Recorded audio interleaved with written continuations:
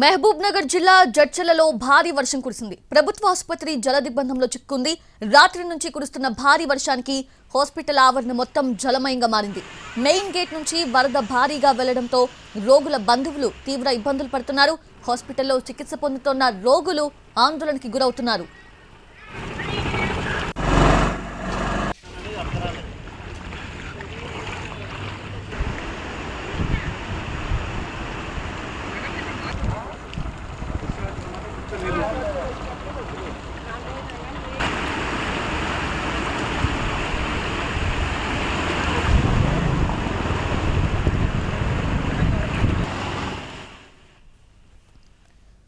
మహబూబ్ నగర్ జిల్లా జడ్చలలో భారీ వర్షం కురిసింది. ప్రభుత్వ ఆసుపత్రి సైతం జలదిగ్బంధంలో చిక్కుకుంది. రాత్రి నుంచి కురుస్తున్న భారీ వర్షానికి హాస్పిటల్ ఆవరణ మొత్తం జలమయంగా మారింది.